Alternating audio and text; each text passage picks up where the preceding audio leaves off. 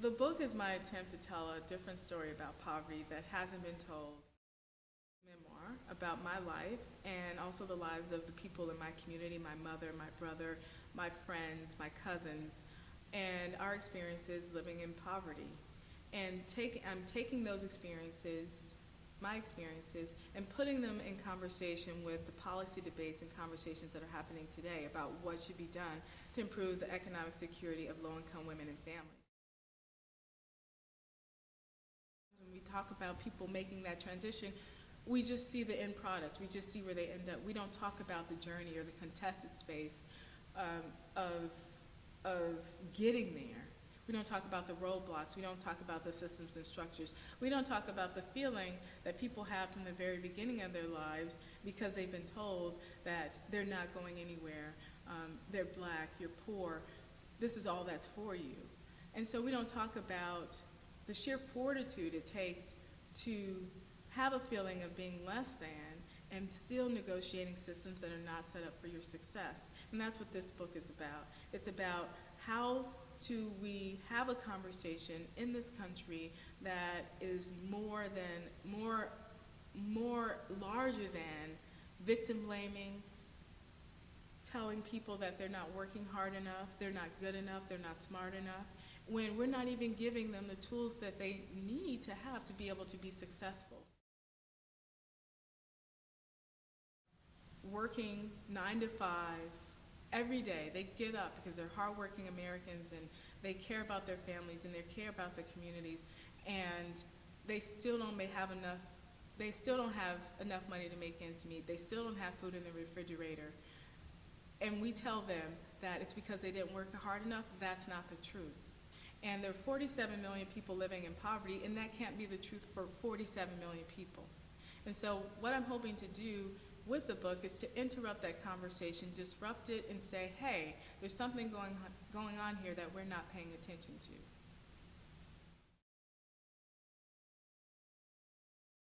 And so that's why I think that this story is not only about poverty, but it's also a universal story about hope. What is it like for people to want more for themselves and more for their families, and it's out of reach, they can't grab it, and they can see it all around them?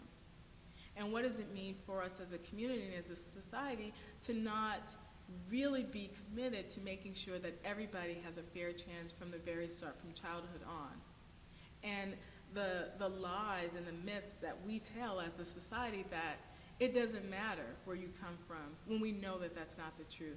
And so what I hope for this book to do is to really pull the veil back and say, actually, we're not doing what we can to make sure that everybody has an equal shot at the American dream.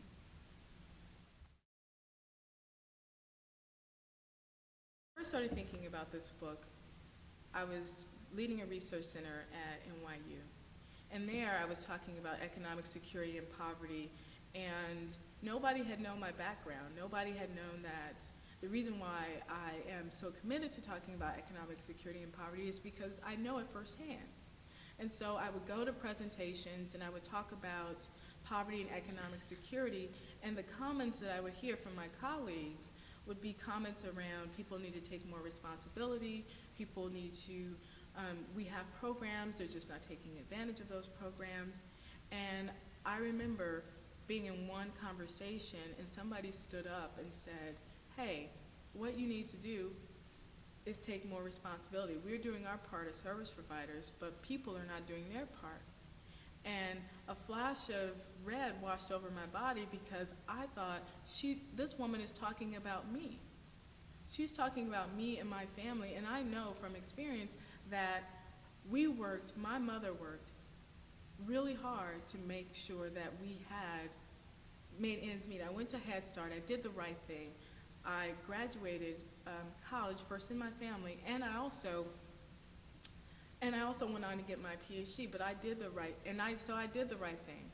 But there were others in my community who were just as smart as I was, just as capable, who were not able to do that.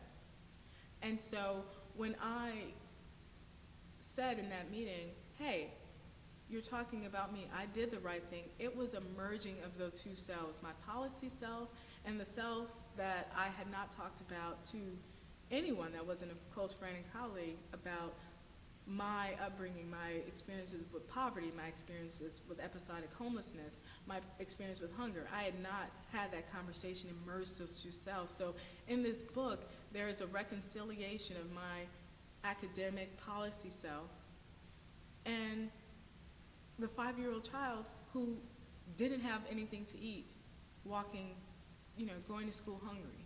And that's what makes this book unique, because you get to not only have the policy and the analysis, but you also wed it to lived experience.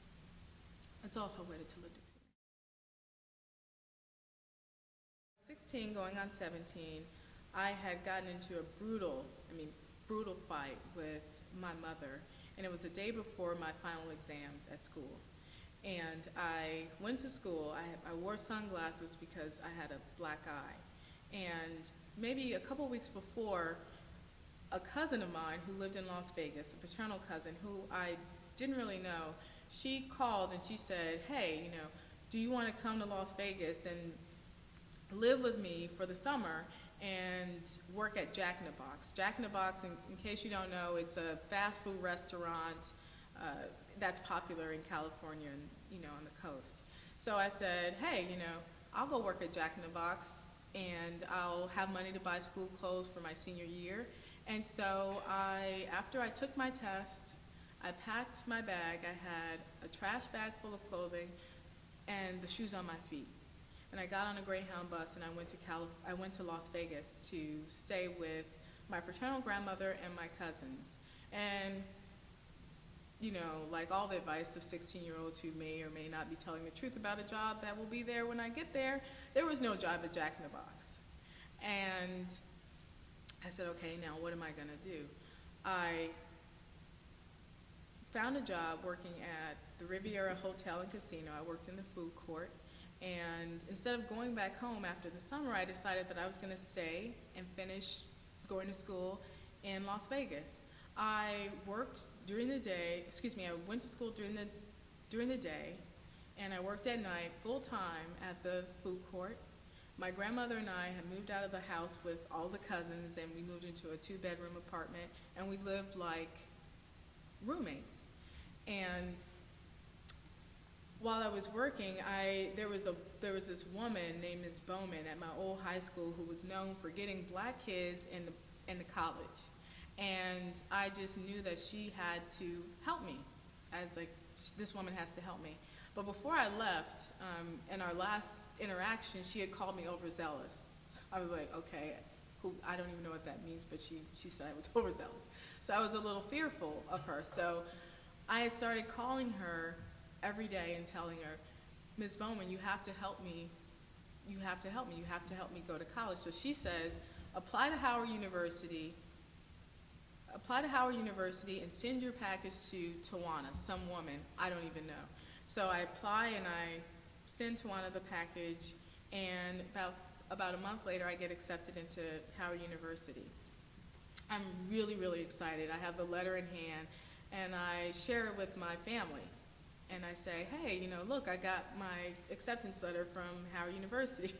And then I remember an uncle, he said, yeah, how are you gonna pay? You don't have any money. You're not going anywhere. You're gonna be here with us. And in my heart, I said, well, not in my heart, actually. I just said,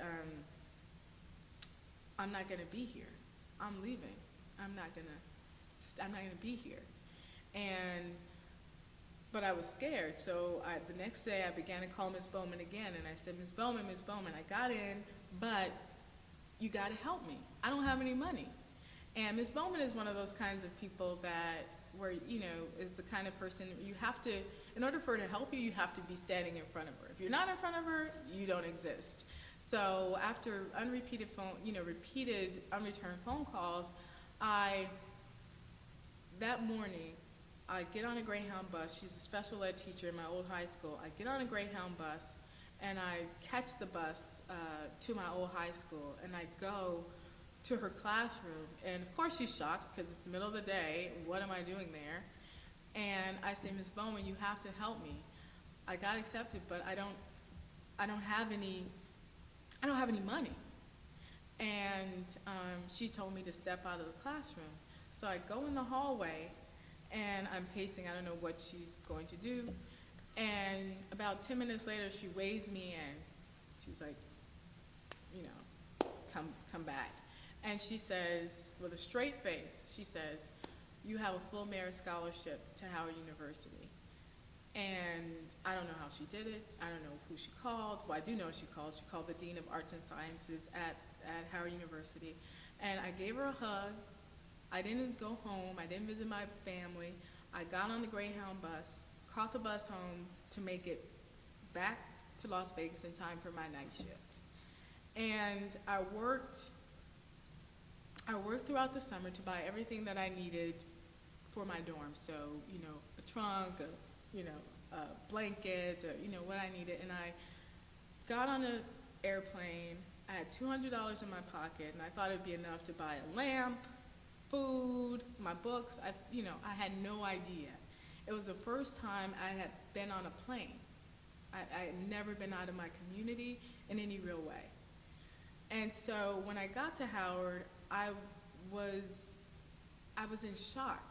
It was just a different world. I saw parents there helping their children unpack and unload, and you know, the cab driver, he was like, yeah, you here? He put my trunk on the side of the road. I paid him. He took off. So one of the fathers who was helping his daughter unpack and take her stuff up the stairs, I said, you know, excuse me, sir, can you help me take my trunk up the stairs, my things up the stairs? So he helped me. And because I was there by myself, I quickly unpacked my bedroom, set it all up, and the walls were really razor thin. And so I could hear all the conversations with the mothers and the daughters and the families unpacking. And so I was sitting in my bed, you know, listening to the conversations, and there was a girl on the left of me from New York, and she said, did you see that little girl from California? And, you know, the daughter or the mother answered back. She's like, yeah, she says she's here all by herself. And, you know, as I was sitting there, I was thinking that to them, you know, I'm the person who is there with nobody to help them unpack, but for me, I was the girl who made it. And when I think about this book, it's about that story. It's about the story of how do you get from there to here, and the things that you don't see, and all the things you have to negotiate to be able to make it. And it's also, I'm taking with me also the stories of the people who tried and didn't make it to there or here.